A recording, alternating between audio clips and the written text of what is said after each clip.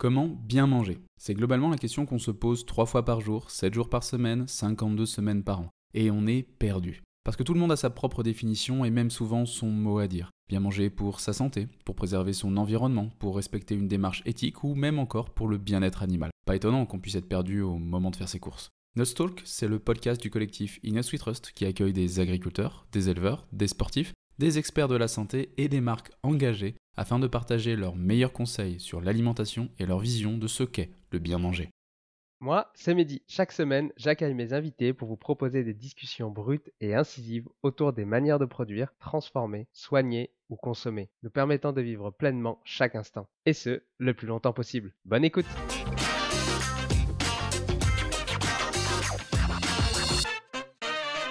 Traverser le Japon pour découvrir les secrets du matcha, le thé vert qui a révolutionné sa vie et son approche entrepreneuriale. Partir pour apprendre, goûter, sélectionner, toujours en gardant un engagement fort pour la qualité et la transparence. Et revenir en France pour lancer sa marque de matcha alors que personne ne connaissait vraiment ce produit. Camille Becerra est la fondatrice d'Anatae, une marque de matcha ayant reçu le prix du meilleur produit bio en 2022. Camille montre qu'on peut réussir en respectant ses valeurs. Comment reconnaître un bon matcha et les différentes façons de le consommer pour avoir un maximum de bienfaits? Quelles actions Camille a mises en place pour réduire l'impact environnemental de ses emballages? Camille me partage tout sur sa passion du matcha dans ce nouvel épisode de Nutstalk.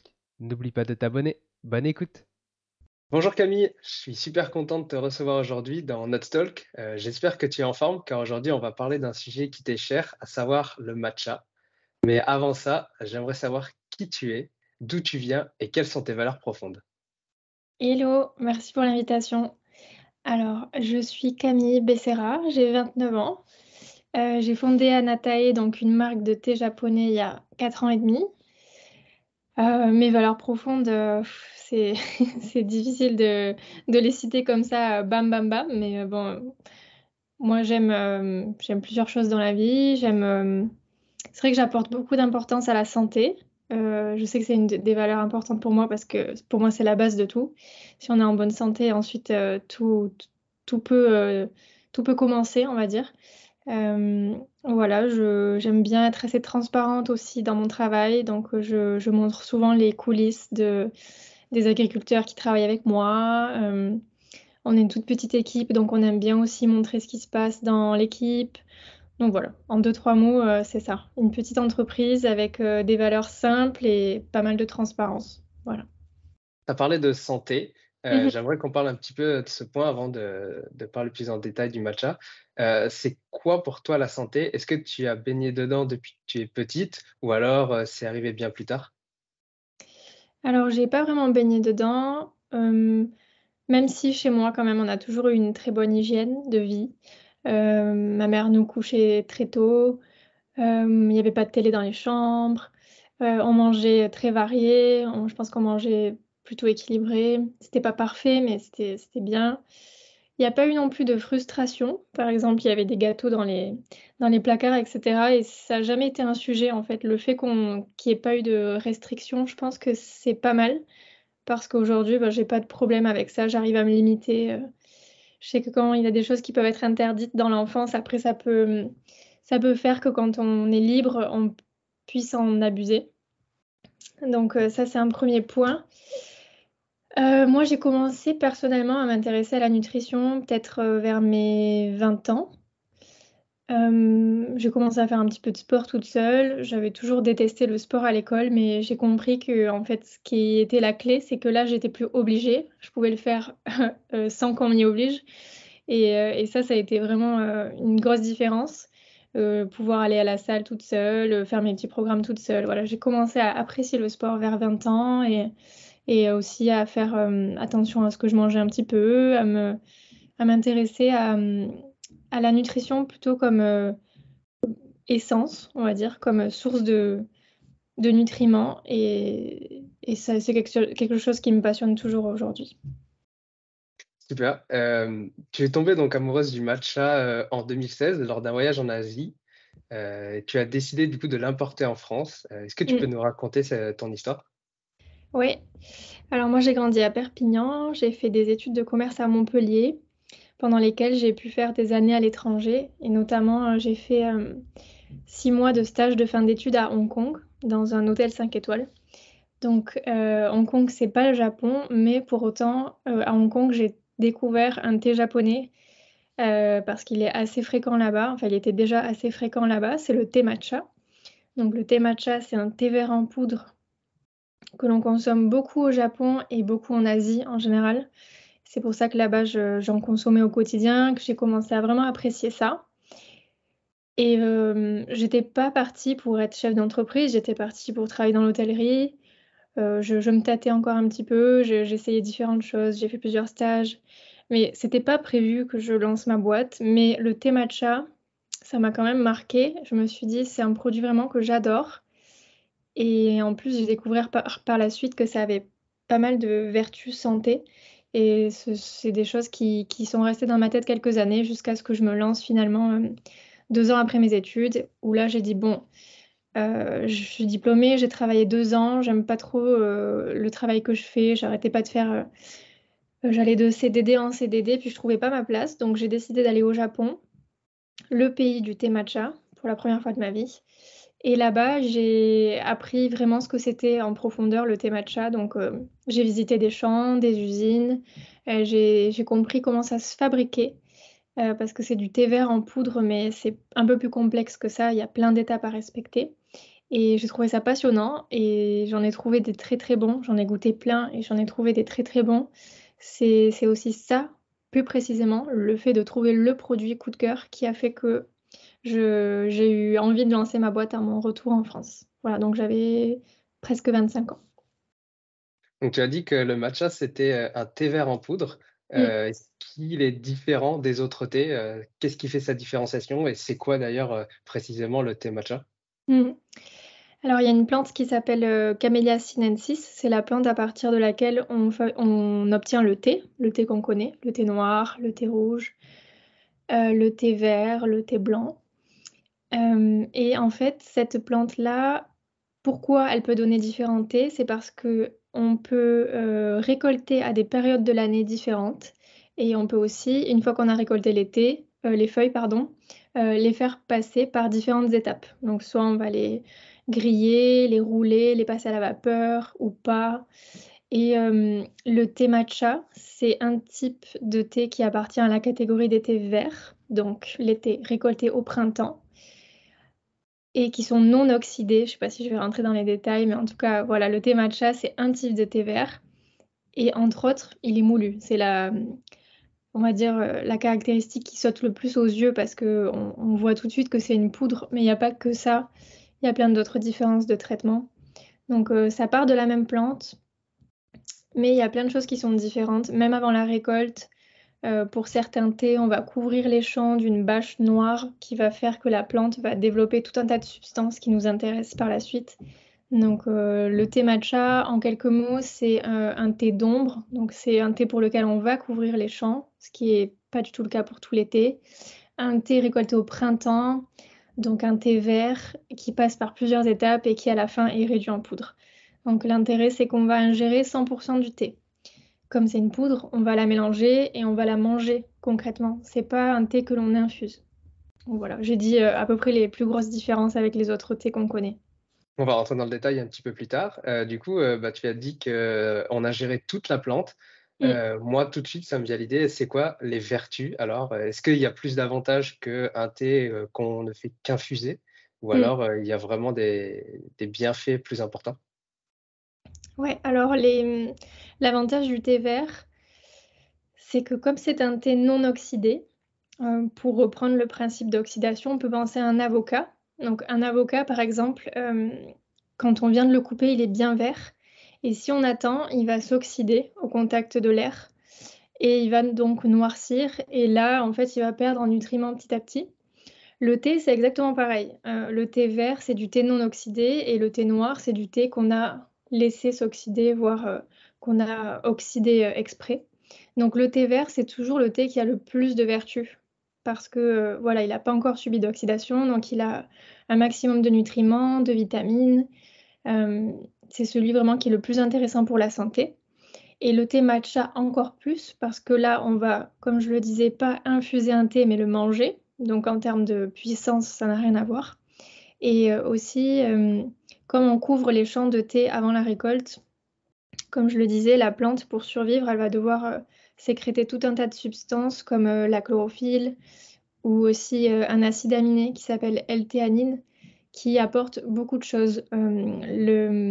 L'acide aminé L-théanine, il apporte de la relaxation. Et il a aussi été prouvé qu'il est bon pour la créativité, la concentration. Et à la fois, comme le matcha, c'est un thé vert que l'on ingère, il est plus fort en caféine que tous les autres thés. Caféine ou théine, c'est à peu près la même chose. Et donc, avec le calmant naturel et la caféine, on a un équilibre intéressant qui permet, en fait, quand on boit du matcha, d'être éveillé sans être énervé.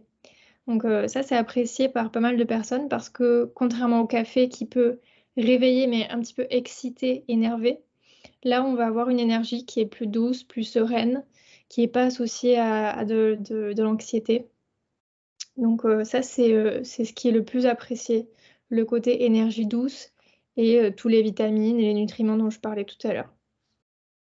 Il existe différentes qualités de matcha que l'on évalue selon un système de grades. Est-ce que tu peux nous expliquer ces différences? Oui, alors c'est pas officiel, c'est-à-dire que bah, toi, demain, tu peux lancer une marque de matcha et dire que ton matcha, c'est un matcha de qualité cérémonie, alors que c'est pas vrai concrètement. Donc il faut pas toujours se fier au nom, ça c'est important de le savoir, c'est pas des choses qui sont contrôlées. Mais effectivement, dans le monde du matcha, on connaît plusieurs, qualificatifs. Pardon. On connaît les qualificatifs, par exemple, cérémonie, premium, culinaire. On peut trouver aussi, de cuisine. Voilà, c'est des mots, en fait, qui vont qualifier le matcha pour, parler de sa qualité, mais encore une fois, attention. Hem, Normalement, le meilleur matcha, c'est le matcha cérémonie ou le matcha premium, ça dépend des marques. En gros, c'est les matchas qui sont de très haute qualité, souvent parce qu'ils sont récoltés à la main et récolter à la main, ça permet de choisir vraiment les feuilles qu'on veut et les feuilles qu'on veut, c'est les toutes fines et toutes fragiles feuilles, les plus jeunes, en fait, les jeunes pousses, parce que ce sont ces feuilles qui ont le plus de vertus. Donc si on récolte à la main, on peut faire cette sélection très précise qui peut pas être faite par machine. Donc les matchas de cérémonie, c'est souvent ceux-là et souvent aussi, ceux qui sont issus de la toute première récolte parce qu'en fait, il va y avoir plusieurs récoltes, plusieurs vagues et c'est dans la première récolte qu'on a les feuilles de meilleure qualité.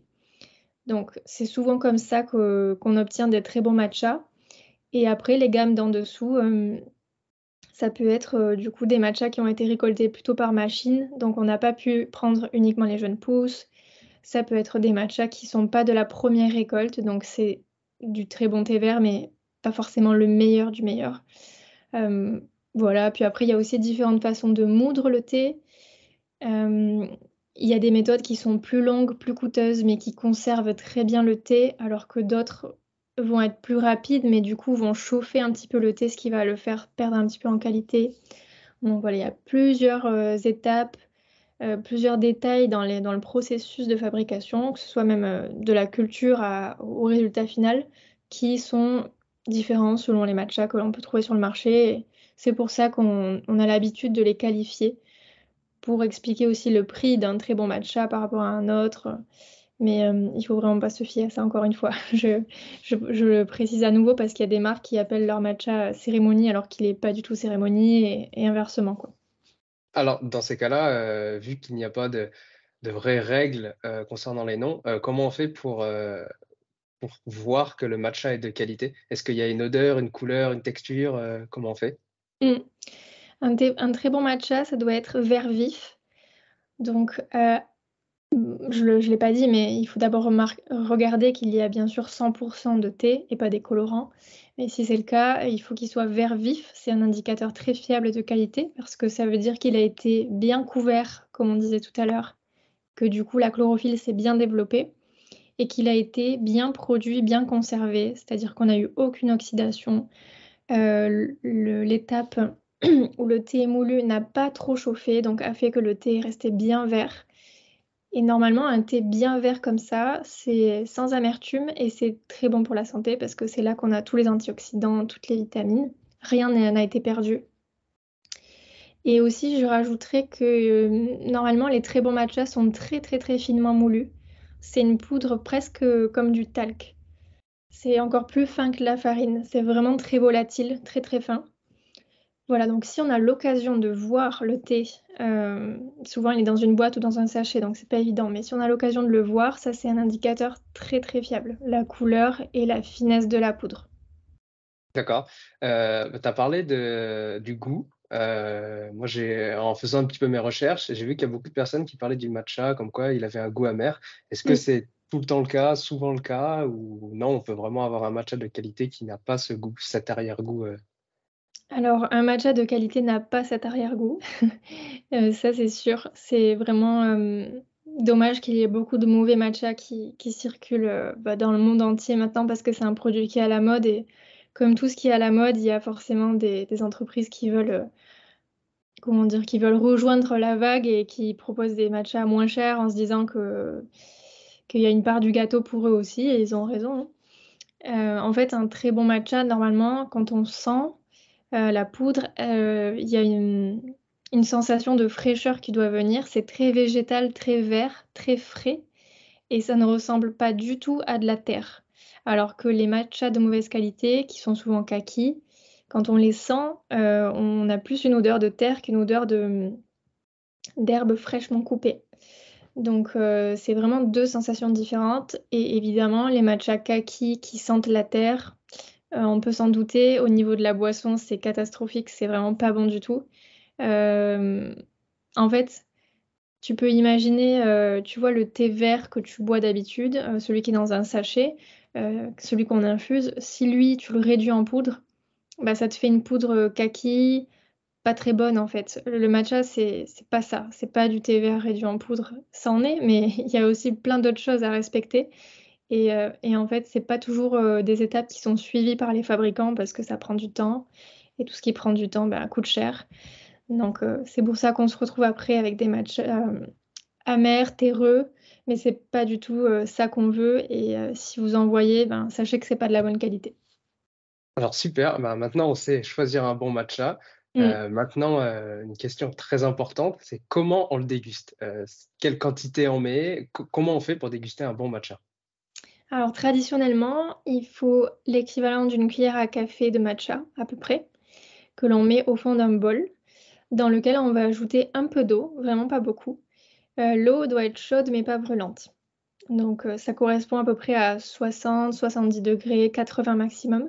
Si on n'a pas de thermomètre, faut pas croire qu'on peut pas déguster du matcha, faut juste, voilà, que ce soit chaud et pas brûlant. C'est la meilleure chose à suivre si on n'a pas de thermomètre et une fois qu'il y a un petit peu d'eau au fond du bol, on va venir mélanger la poudre à l'eau et pour ça, il y a un ustensile traditionnel qui existe, qui s'appelle le chasen. C'est tout simplement un petit fouet qui est constitué de bambou et si on le prend d'une main et qu'on attrape le bol de l'autre, on peut fouetter comme ça pendant, 20 à 30 secondes et ensuite le matcha est bien mélangé à l'eau, il y a même une petite mousse qui apparaît et là, c'est prêt.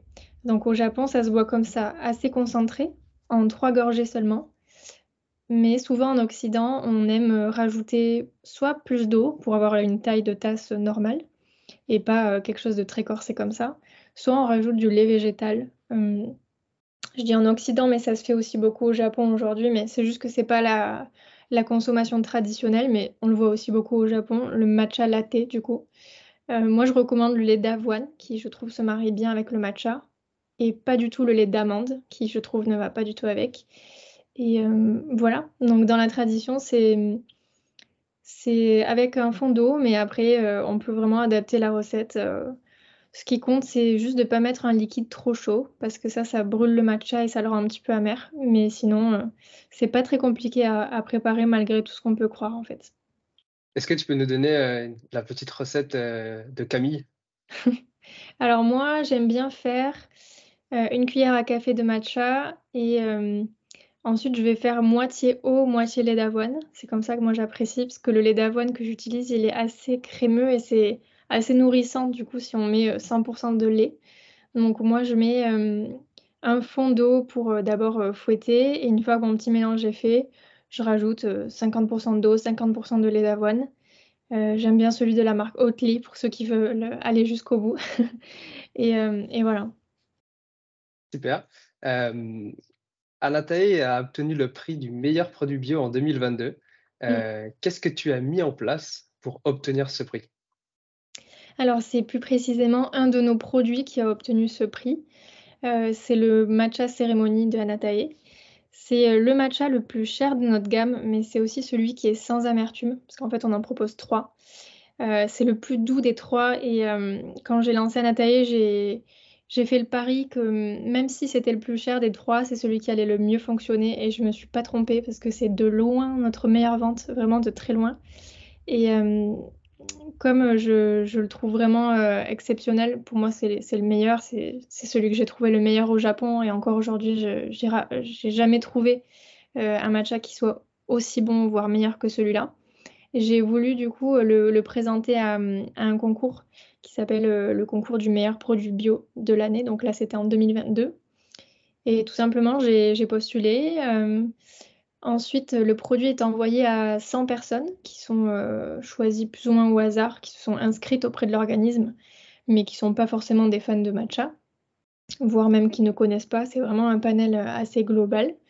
Et ensuite, ces 100 personnes ont donc reçu le produit chez elles, l'ont goûté et ont dû noter le produit en fonction de plusieurs critères. Je crois qu'il y avait le goût, le rapport qualité-prix, le look du packaging et la praticité du packaging.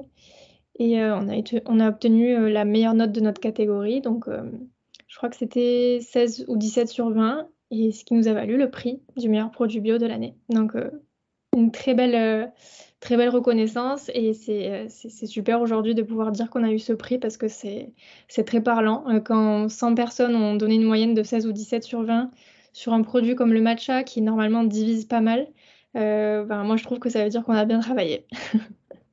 Si tu es perdu et ne sais pas quel produit nutritionnel pour sportif choisir, utilise le ScanNuts. C'est un outil gratuit qui analyse et compare plus de 800 produits. Le ScanNuts analyse les produits sur 4 catégories qui sont la santé, l'environnement, l'éthique et la nutrition. Alors pour apprendre à mieux consommer en étant conscient de la composition de chaque produit et économiser de l'argent en s'orientant vers des produits réellement utiles et sains, rendez-vous sur eatnutswetrust.fr. Le lien est dans les notes de l'épisode. Oui, je pense aussi, effectivement. Alors, on va rentrer un petit peu plus dans le détail maintenant. Il me semble que tu es parti cet été au Japon pour vérifier un peu les récoltes, voir les agriculteurs. Est-ce que tu peux concrètement nous expliquer comment sont cultivées et récoltées les feuilles de thé matcha? Alors, je suis partie en avril-mai, donc c'est la période de récolte du thé vert. Alors, moi, quand j'étais au Japon, c'était la période c'était la récolte du thé, mais pas encore le thé matcha, parce qu'en fait, c'est à quelques semaines de décalage. Et on propose aussi chez Anatai d'autres thés qui sont pas forcément du matcha, mais qui sont quand même des thés verts japonais. Donc, on a des thés qui s'appellent Genmaicha, Shincha notamment, qui sont vraiment des thés verts à infuser comme on connaît, mais qui sont très doux et qui ont ce que j'adore chez les thés japonais, c'est que il y a vraiment aucune amertume, c'est vraiment des saveurs intéressantes, alors que les thés verts qu'on trouve parfois en France, ils sont vraiment pas bons, ils font un peu grimacer sur la fin de la tasse. Là, c'est pas du tout pareil. Et donc j'ai assisté à la récolte du thé, pas celui qui deviendra le thé matcha, mais d'autres thés. Bah, tout simplement, en fait, la plante du thé, elle peut atteindre plusieurs mètres, mais elle est taillée à peu près 1 mètre de hauteur. Donc ça fait des champs en rangées. Il y a des rangées d'arbres qui sont taillés à peu près à 1 mètre de hauteur. C'est souvent des terrains qui sont inclinés, un petit peu comme les terrasses de riz, par exemple, les rizières. Et donc les personnes, en fait, les agriculteurs passent récolter le thé. Donc on prend les feuilles qui sont tout en haut seulement. Parfois on récolte à la main, comme je l'ai dit. Donc là on va chercher vraiment les toutes jeunes pousses, celles qui sont encore très vert clair. Et parfois on va récolter à la machine pour des thés un peu moins coûteux et pour lesquels on a envie parfois d'avoir cette amertume des feuilles un peu plus vieilles. Donc, ce qui se passe quand on récolte à la machine, c'est qu'il y a une personne de chaque côté de la rangée de thé et on passe une machine qui vient couper tout ce qui est à la surface et qui l'envoie dans des sacs avec un air comme ça qui pousse les feuilles dans un sac que l'on trimballe en fait tout le long de la rangée. Et à la fin de la rangée, on a un sac plein de feuilles. Et à la fin de la récolte, on ramène tous les sacs de feuilles à l'usine. Et c'est là que les feuilles vont passer par plusieurs étapes selon le thé que l'on veut obtenir. Donc, c'est vrai que c'était la deuxième fois que j'allais au Japon. Avec le Covid et tout ça, j'ai jamais pu y retourner. Et c'était vraiment bien maintenant que je connais mieux le monde du thé, que j'ai plus un regard de, comment dire, de débutant, que en fait j'ai plein de notions, donc c'était intéressant maintenant de voir tout ça avec tout ce que je connais et puis pour pouvoir aussi transmettre les messages en France, c'est important de savoir quand même comment ça se passe exactement. Et comme ça, je peux répondre à plus de questions, je connais mieux mon sujet, c'est essentiel pour moi d'y retourner de temps en temps quand même. Oui, vous avez réalisé une vidéo d'ailleurs sur le sujet. Ouais. On a l'impression que tu es très proche des agriculteurs. Est-ce que c'est important ça pour toi? Tu parles de la vidéo de 20 minutes sur YouTube, c'est ça? Oui, c'est ça, oui. Hem, alors, je sais pas si je suis très proche d'eux parce que les Japonais, c'est difficile d'être très proche d'eux. Mais en tout cas, on se fait confiance et je pense que quand ils m'ont vu arriver dans leur montagne il y a 4 ans et demi, ils savaient pas trop ce que ça allait donner. Je leur ai dit que je voulais lancer ma marque et alors ils m'ont accordé leur temps, ils m'ont fait visiter, les champs, les usines, ils m'ont expliqué pas mal de choses, mais aujourd'hui, c'est complètement différent parce qu'ils savent que je suis quelqu'un de confiance, que mon entreprise marche, bien, que je suis en croissance et que pour eux, voilà, je suis devenue un client important et quelqu'un d'important pour eux dans leur vie parce que si mon business va bien, le leur va bien aussi donc ça a forcément renforcé les liens et même moi, en fait, je les trouve vraiment super. C'est les meilleurs partenaires business que j'aurais pu avoir. Les Japonais sont vraiment des personnes, je trouve, qui respectent leurs engagements, qui sont dans les temps, qui s'il y a quelque chose qui est un petit peu différent de d'habitude, ils vont me le dire tout de suite. J'ai jamais de mauvaises surprises avec eux et en ça, ça nous rapproche parce que quand le business est fluide et qu'il est bénéfique pour tout le monde, forcément, ça devient quelque chose d'important pour nous. Donc, c'est vrai qu'on a une certaine proximité par rapport à ça et on a passé plusieurs jours avec eux et on a appris encore plus à se connaître. Donc, je pense que ça s'est renforcé encore plus cette année. Je dis on parce que j'étais avec une de mes employées là-bas. Le matcha passe par différentes phases pour obtenir cette poudre verte. On va parler du matcha cérémonie. Est-ce que tu peux nous expliquer euh, comment tu t'assures de cette qualité? Mmh. Alors en fait, dans le monde du thé, il existe, 2 façons de faire. La première, c'est, avoir un thé qui pardon, qui à 100 provient d'un champ. Donc, on va dire que c'est intéressant quand on veut vraiment avoir la caractéristique de ce champ dans les saveurs, dans la couleur, dans les odeurs. Mais le risque, c'est que d'une année sur l'autre, on peut avoir un résultat complètement différent à cause des changements de climat, et on peut aussi avoir moins de rendement d'une année sur l'autre à cause, du climat, oui, c'est ça en gros, à cause du climat. Et la deuxième façon, c'est de faire ce qu'on appelle des mélanges, où là, on va prendre un peu de thé d'une région, un peu de thé d'une autre région, un peu de thé d'une autre région, ou en tout cas d'un autre champ, et on va les mélanger à la fin. Ça, c'est pratique parce que ça permet d'avoir quelque chose d'assez constant. Parce que s'il y a une variation sur un des champs, finalement, ça se sentira pas autant que si on avait 100 de ce champ-là. Et aussi, ça permet d'avoir, une harmonie dans les goûts parce que, et nous, c'est ce qu'on fait, on propose des mélanges parce qu'en fait, la personne qui va décider de la recette de ce mélange, c'est-à-dire qui va dire: «On prend 30 de ça, 20 de ça, 50 de ça», c'est quelqu'un qui est très important chez nous. Ça s'appelle un maître de thé. Donc c'est quelqu'un qui travaille au Japon et qui fait vraiment ça comme métier. C'est son travail et c'est assez complexe et lui, en fait, il va s'assurer qu'on ait une qualité constante. d'une livraison à l'autre. Nous, quand on reçoit notre thé matcha, c'est peut-être pas exactement la même composition que la fois d'avant, mais en tout cas, le goût, il est le même ou quasiment le même. Et pour moi, c'est très important parce que ben, j'ai choisi un thé matcha il y a 5 ans parce que je l'ai trouvé délicieux. Et pour moi, c'est plus important d'avoir une qualité constante pour pas décevoir mes clients que d'avoir cette expérience de goût qui change en fonction du climat, ce qui peut être aussi très intéressant. Mais voilà, c'est deux approches différentes. Donc c'est comme ça, nous, qu'on s'assure que malgré la température, le vent, les éclaircies, la richesse des sols d'une année à l'autre qui changent, eh bien, on a un thé qui reste quand même quasiment le même. Alors, je le dis souvent, c'est pas exactement le même forcément parce que c'est le fruit de la nature. Donc, c'est comme si tu as un pommier d'une année à l'autre, ben, ta pomme, ça sera pas exactement la même. Peut-être qu'il y a une année, elle sera un peu plus comme ci, l'année d'après, un peu plus comme ça. Mais ça reste quand même très, très similaire. Et voilà, c'est comme ça qu'on fonctionne, nous. Quelles actions spécifiques, tu as entreprises, pour, réduire l'empreinte environnementale de tes produits? Parce que forcément, le produit vient du Japon, donc il faut l'importer. Mm. Est-ce que chez Anatae, c'est quelque chose que vous prenez à cœur? Alors, c'est complètement quelque chose qui fait partie même du projet. Déjà, dès le départ, j'ai voulu choisir des thés qui sont bio. Donc ça, c'est un premier élément. Pour moi, c'est la base, mais c'est quand même un premier élément parce que c'est pas le cas de tous les thés matcha non plus, donc je le précise. Ensuite, pour tout ce qui est packaging, moi, j'ai éliminé tout ce qui est plastique.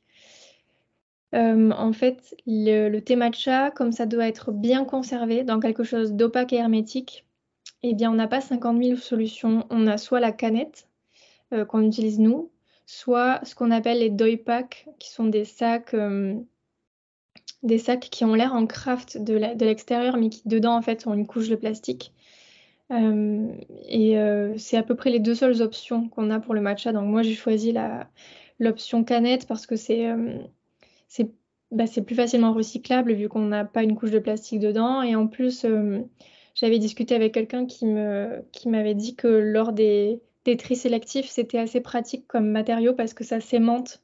Donc du coup, c'est plus ou moins facile à recycler pour eux. Donc ça, j'ai trouvé ça bien aussi. Euh, pour nos fouets en bambou aussi, les fouets qu'on propose pour fouetter le matcha, très souvent, les fabricants proposent un emballage en plastique. Donc moi, j'ai dit aux fabricants que j'ai sélectionné que je voulais pas ça. Donc on a sélectionné ensemble une boîte en carton.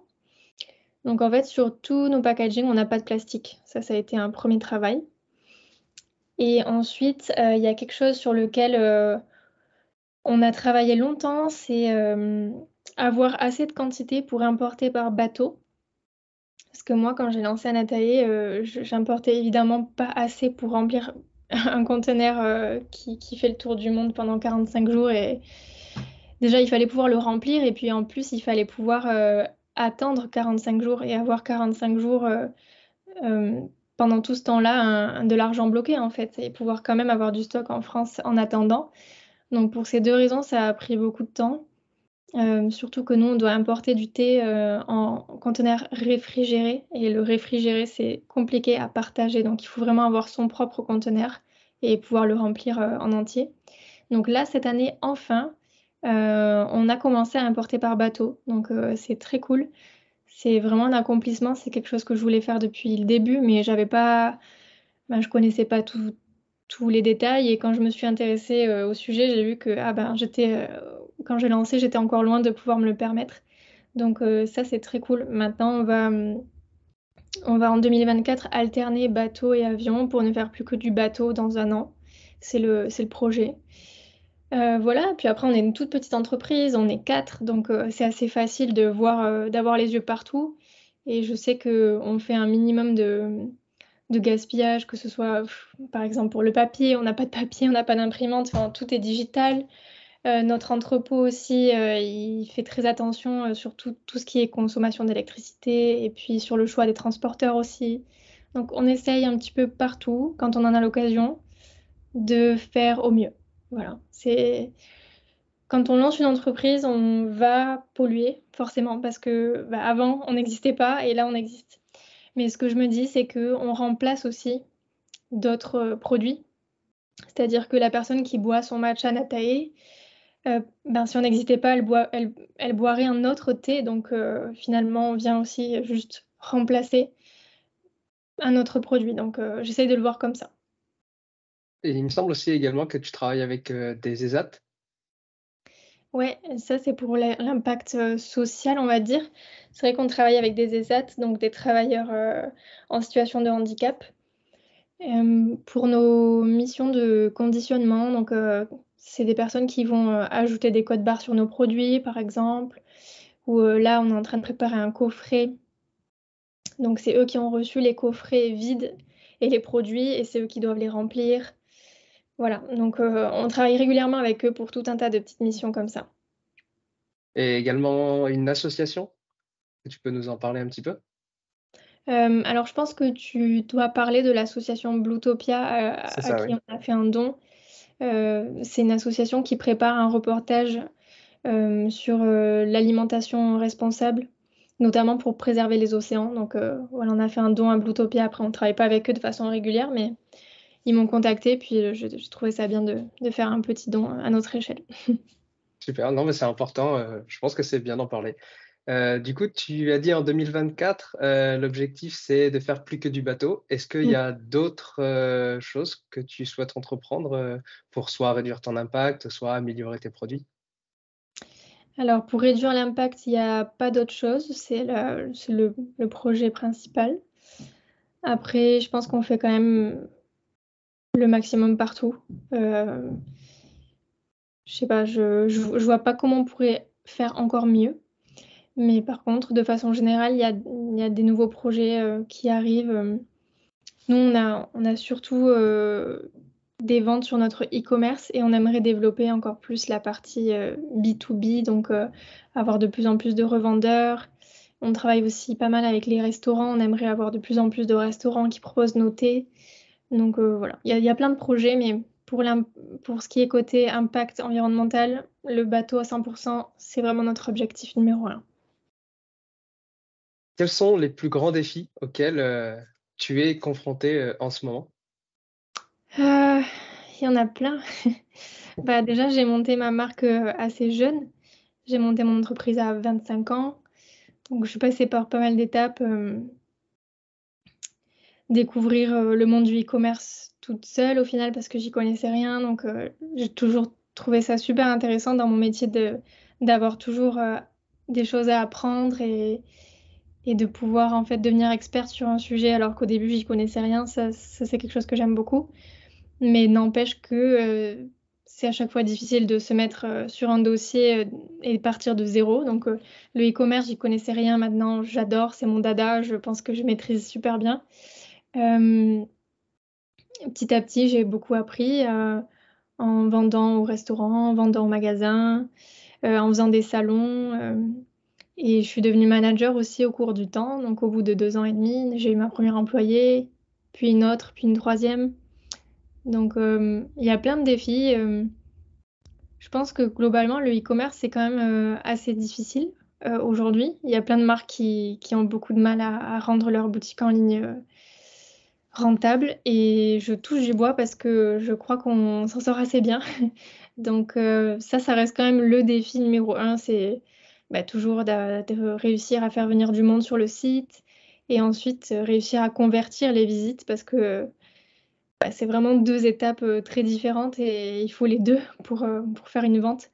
Donc voilà, on essaye, de faire, au mieux, hein. J'essaye d'être la plus transparente possible sur, la qualité des produits, sur ce qui se passe derrière et de pas forcer la main du tout, dire: «Ben voilà, nous on a ce produit, selon nous il est de très bonne qualité, voici les avis clients» et ensuite, je les laisse faire. Je reviens juste, un petit peu là sur les produits, je sais plus si on en a parlé. Du coup, tu as 3 matchas différents. Ouais. Je ne sais pas si j'ai posé la question de lequel on peut utiliser à boire, ou plus à manger? Mmh. Enfin, je veux dire, en cuisson ou, Ouais. J'ai 3 matchas, qui s'appellent Cérémonie Premium Classique. Les 3 peuvent être bu à l'eau, les 3 peuvent être bu en matcha latte, les 3 peuvent être utilisés en pâtisserie. Après, il est vrai qu'une utiliser les 2 premiers en pâtisserie, c'est un peu dommage, parce que c'est vraiment des matchas de très haute qualité. C'est un peu comme utiliser un très bon vin dans un plat, par exemple. C'est un peu sacrilège. Donc pour la pâtisserie, on peut recommander uniquement le troisième, même si avec les 2 autres, ça fonctionne. Et le troisième, c'est le seul qui est un petit peu amer, qui a cette amertume caractéristique de certains matchas. C'est pas le cas de tous, mais j'ai voulu quand même dans la sélection en avoir un qui a cette puissance-là. Et le résultat, c'est que c'est souvent le préféré des Japonais que je croise, à qui je fais goûter ma sélection, parce qu'ils retrouvent cette saveur qu'ils aiment bien. Mais les Français, comme ils aiment pas trop l'amertume, parfois en boisson, ils préfèrent les 2 premiers. Donc voilà, je dis souvent que le troisième, c'est pour ceux qui aiment les saveurs un peu puissantes, comme le cacao cru, qui sont voilà, curieux au niveau des choses qu'ils vont découvrir, gustativement parlant. Et, et voilà. Et après, pour ceux qui sont pas dans cette catégorie-là, plutôt les 2 premiers pour boire. Super, merci beaucoup. On va passer à la question de fin de l'épisode. C'est quoi, toi, ton petit plaisir coupable alimentaire, ta collation, ton snack, ça peut être un plat également? Mm. Moi, j'adore les crêpes. Je suis une fan de crêpes. Alors, depuis quelque temps, je mange sans gluten, donc je suis un peu embêtée. Je dois les faire moi-même parce qu'à l'extérieur, on trouve, on trouve pas de crêpes sans gluten. Mais en tout cas, depuis tout le temps que je peux me souvenir, ça a toujours été quelque chose que j'adore, que ce soit les crêpes salées, donc les galettes, ou les crêpes sucrées. Je suis une vraie fan. Bah, donne-nous ta recette. Ma recette de crêpes, non, là, j'ai pas de recette chez moi de tête, mais parfois je fais des crêpes sans gluten depuis quelque temps, du coup, parce que je suis obligée. Mais non, non, mais sinon, j'adore toutes les crêpes, franchement, les basiques, hein. Les crêpes basiques avec fromage, œuf. Je suis pas végétarienne, on l'a pas dit, mais je suis pas végétarienne, donc moi, fromage, œuf, jambon, c'est simple et efficace pour moi. Super, bah, je te remercie grandement pour toutes ces explications. On sent en tout cas ta passion pour le matcha. Si on veut un peu plus d'informations sur Anatae ou sur Camille, où est-ce qu'on peut se rendre? Alors, vous pouvez aller sur l'Instagram Anatae, ça s'écrit ANATAE matcha. Sur le site aussi, pour retrouver tous nos produits, anatae.fr. Et puis, moi, j'ai lancé il y a quelque temps un compte Instagram aussi perso. Donc, c'est Camille Becerra, ça s'écrit BECE2RA tiré du bas. Voilà. On mettra tous les liens dans les notes de l'épisode. Ouais. Quant à moi, je te dis merci beaucoup, Camille. Ben, merci Et, pour l'invitation, c'était et cool. puis, bah, je te dis peut-être à une prochaine. À bientôt tout le monde. Salut. Salut! Merci d'avoir écouté jusqu'au bout. Si l'épisode t'a plu, laisse-nous une note 5 étoiles et un commentaire sur ton application de podcast préférée. Ça fait toujours chaud au cœur de recevoir vos retours. Et si tu veux améliorer ton alimentation, mais que tu ne sais pas quel aliment ou complément choisir, rends-toi sur notre comparateur en ligne entièrement gratuit sur innutswetrust.fr. Tu trouveras le lien dans les notes de l'épisode. À bientôt! Maintenant, tu le sais.